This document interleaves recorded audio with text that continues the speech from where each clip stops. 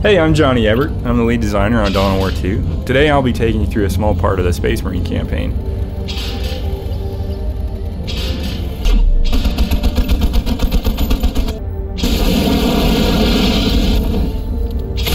So the first thing you're going to notice about Dawn of War 2 is that cover plays a huge role now.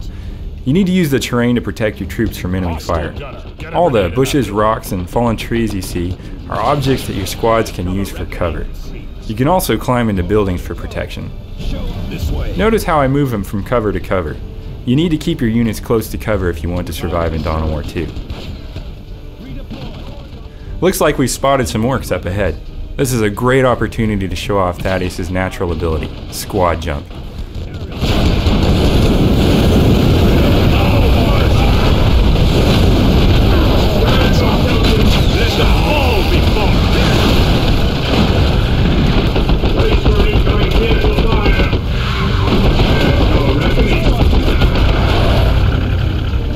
Luckily for Thaddeus, squad leaders don't die in Dawn of War 2. They're simply incapacitated when they reach 0 health. We can revive Thaddeus with another squad leader now.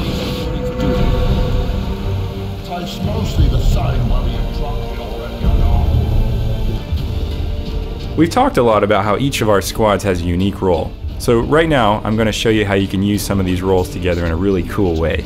Thaddeus is going to jump into the middle of the orcs to knock them flat for a few seconds while Avitus climbs in that building they left unguarded. Then we're going to bring Cyrus and the Force Commander around from the left to finish them off. Acknowledged.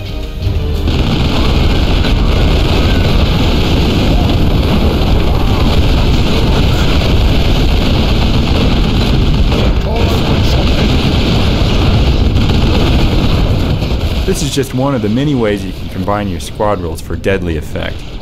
We can't wait to see what other players come up with. Up ahead you see a shrine to the Emperor. If we capture it, we'll increase morale across the sector and stabilize the planet. But capturing this shrine is going to be difficult. The orcs know the value of the shrine just like we do, and they keep it under heavy guard. We're taking a real risk going after this shrine, but we think the benefits are worth it.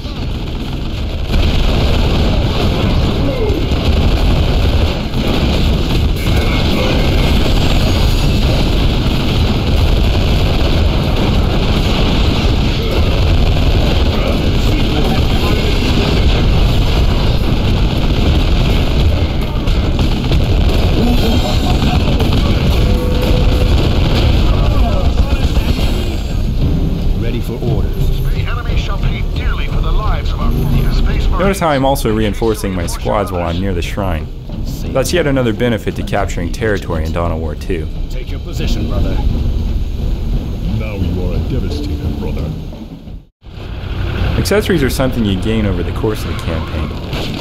Some of them are also extremely rare, but we compensate for this by trying to make them as over the top as possible. The orbital bombardment beacon is a perfect example of this.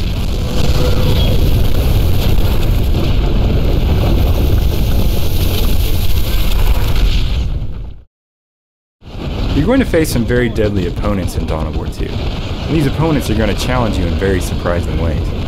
The war boss we've been hunting this whole time is a perfect example of this.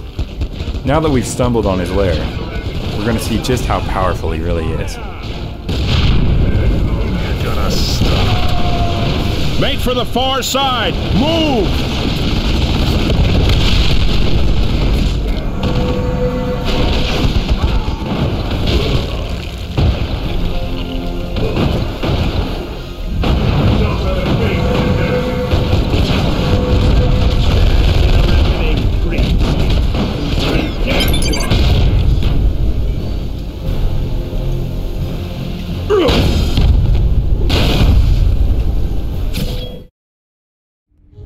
You'll notice that we picked up a few new pieces of war gear in our last mission.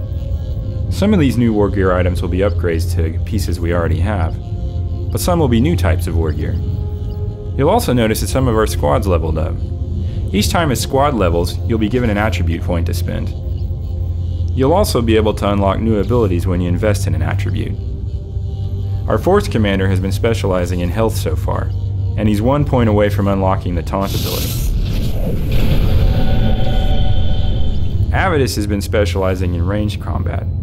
and it looks like he's 1 point away from unlocking the focus fire ability.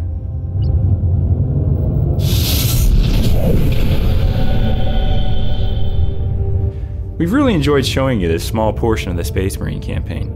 We can't wait to show you more later in the year.